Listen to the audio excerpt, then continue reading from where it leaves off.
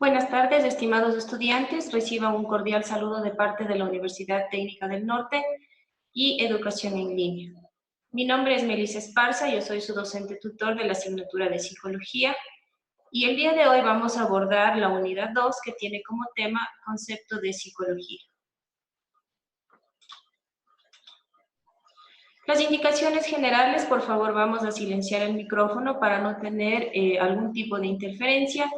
Y si tienen alguna pregunta, nos dirigimos al foro de dudas e inquietudes, en donde todas sus preguntas serán respondidas oportunamente.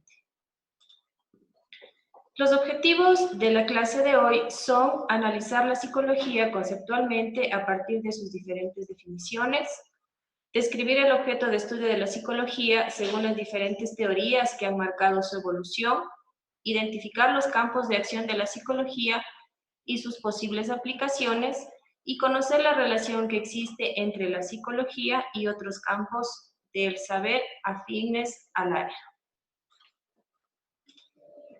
La agenda programada está como primer punto el concepto de psicología, segundo, objeto de estudio de la psicología, tercero, campos de acción de la psicología, cuarto, relación de la psicología con otras ciencias, y por último, aplicaciones. Muy bien, vamos a empezar con el concepto de psicología. Como ustedes recordarán, la psicología surge a partir de la filosofía, de la capacidad que tenían los grandes sabios para interpretar las experiencias de la vida cotidiana y de atribuirles un significado más profundo. La palabra psicología se encuentra compuesta por dos afijos que son psique, que significa mente, y logo o logía, que significa estudio de. Entonces, la psicología es el estudio de la mente.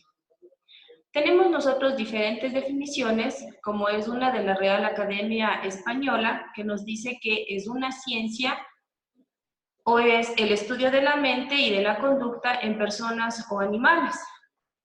También hay una definición que dice que la psicología es una ciencia que se encarga del estudio de la conducta y de todos los procesos mentales en todas sus facetas. ¿Cuáles son estas facetas? Son pensamientos, sentimientos y acciones humanas. Y también dice que la psicología intenta explicar, predecir, modificar y tiene como fin último mejorar las condiciones de vida de las personas y del mundo como un contexto general. La importancia de la psicología.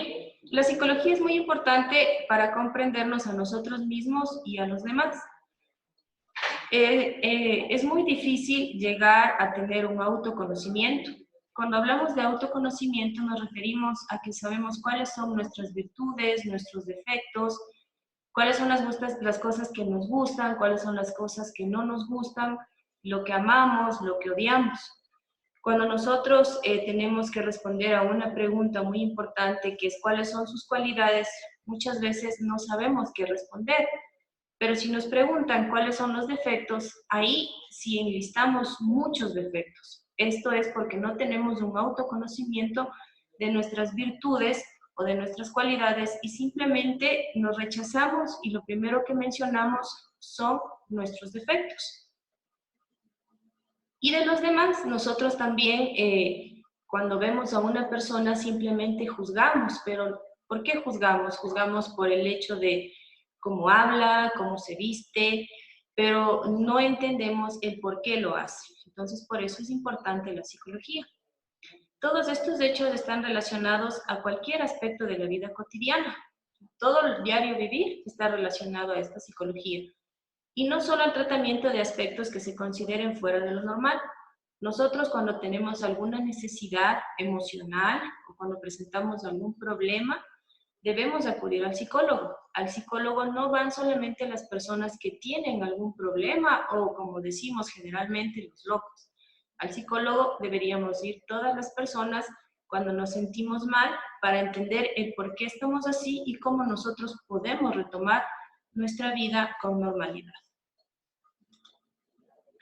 El objeto de estudio de la psicología ha evolucionado, ¿sí? Y esto es por las diferentes teorías. En la unidad anterior estudiamos que a través de su evolución el objeto de la psicología ha sido el hombre, no solo como cuerpo físico, sino como individuo dotado de sentidos. A lo largo del desarrollo de la psicología se ha postulado diversas teorías.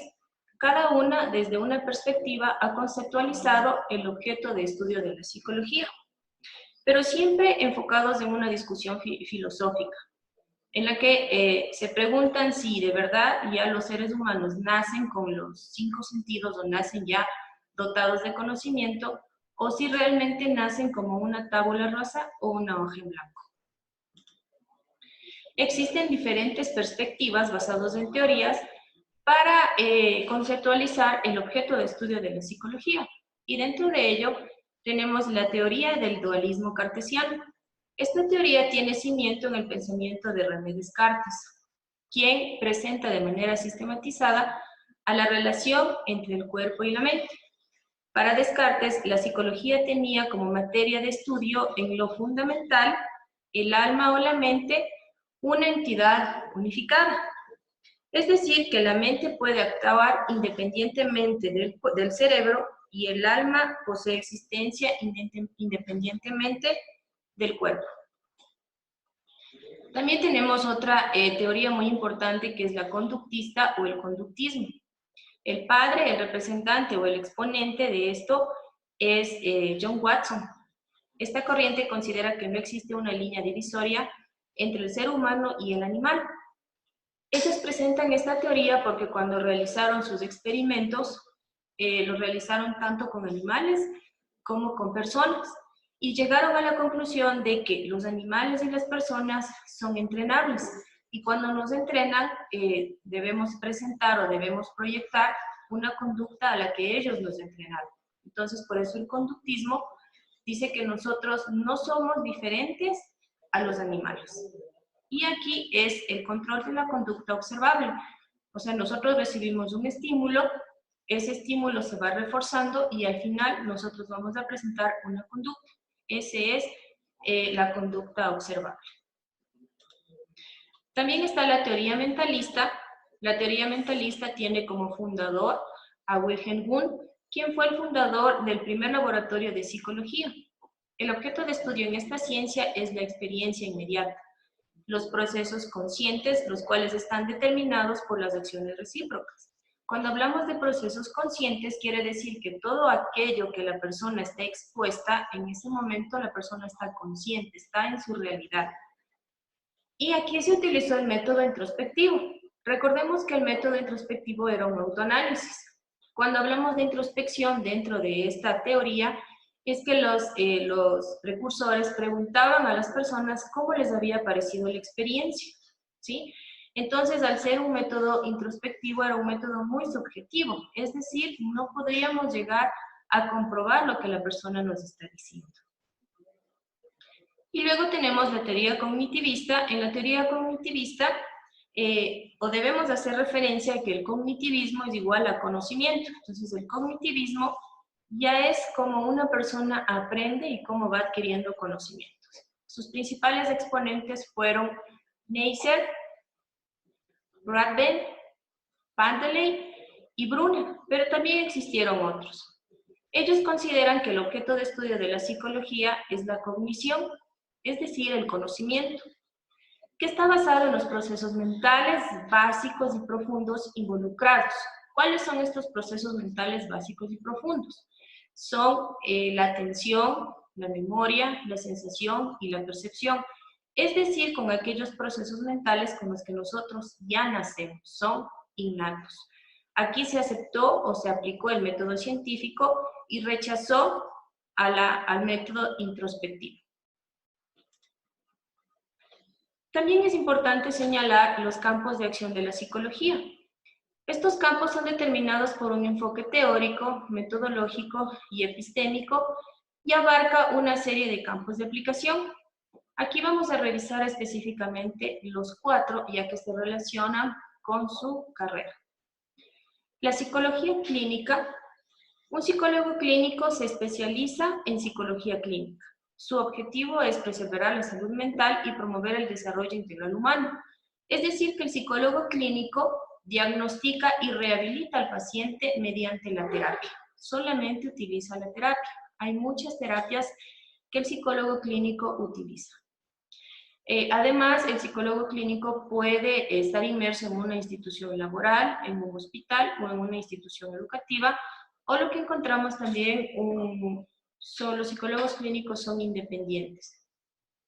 Luego tenemos la psicología educativa, la que su función consiste en la detección y tratamiento de posibles dificultades en el aprendizaje o en la adaptación al medio educativo. Cuando nosotros decimos dificultades en el aprendizaje y adaptación, necesariamente nos estamos enfocando en el estudiante. Ahí se aplica la psicología educativa. Pero también está inmerso el docente. Aquí debe el psicólogo educativo analizar la metodología que tiene el docente para impartir las diferentes materias que le han asignado y ver si su metodología es la adecuada y la correcta para llegar a todo el grupo heterogéneo de estudiantes que tiene. Entonces aquí se trabaja con las dos partes. Los psicólogos educativos están inmersos dentro de instituciones de educación superior. Puede ser educación básica, educación media o educación superior. También tenemos la psicología social. Los psicólogos sociales no están inmersos dentro de una institución en sí. Ellos realizan sus estudios a toda la sociedad. Se centran en la atención a los procesos psicosociales. ¿Qué quiere decir psicosocial? Todo aquello que se presenta como un problema o como algo nuevo. Y aquí también se estudia la influencia social, la formación de normas, todas las normas que nosotros debemos acatar dentro de un sistema, valores, creencias, estereotipos, roles, dinámicas de grupos, perjuicios, comunicación, actitudes, entre otros, que intervienen en la relación entre el individuo y la sociedad. Quiere decir que el individuo se le estudia inmerso dentro de la sociedad, ya no uno solo, sino cómo él puede comportarse dentro de la sociedad. Estos experimentos han logrado entender que una persona dentro de una sociedad maneja o aprende un tipo de conducta y lo desarrolla.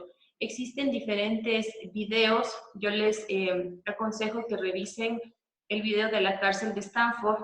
Es un experimento social en el que las personas desarrollaban su violencia, o sea, sus límites de violencia se rompieron y ellos llegaron a ser lo más agresivos y lo más violentos y lo más deshumanizados posibles dentro de ese experimento. Y por último tenemos la psicología del deporte, que se ocupa del entrenamiento de destrezas psicológicas como el autoconocimiento, autoestima, autoconfianza, atención, concentración de las personas que practican cualquier tipo de deporte. Estos psicólogos están inmersos ya dentro de lo que son instituciones en donde se forman deportistas o en federaciones. El rol de este psicólogo es ser guiador y motivador. Una persona o un deportista siempre tiene que estar con una actitud positiva, es por ende que el psicólogo del deporte tiene que ser un motivador. Pasamos al siguiente tema, que es relación de la psicología con otras ciencias, en particular con las carreras del área. La psicología se relaciona con muchas ciencias, ya que ella se ayuda de estas aportaciones y las otras ciencias también se ayudan de la psicología. Como primera relación tenemos la psiquiatría. Un psiquiatra, a diferencia del psicólogo clínico, es quien estudia medicina y luego se especializa en psiquiatría.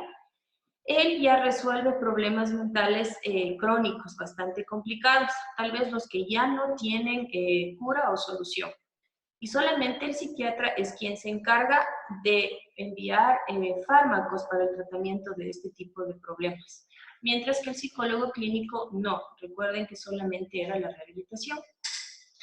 Se relaciona también con la filosofía, ya que existe una reflexión sobre la mente y el conocimiento y ayuda a lograr objetivos a través de su método empírico. Con la biología, ya que estudia a los seres vivos, y la psicología, la conducta y la psique o la mente, y la estructura y funcionamiento biológico. Y la fisiología estudia el funcionamiento de los órganos de los seres vivos y la psicología para entender conductas y procesos mentales, funcionamiento del cerebro, el comportamiento de las personas.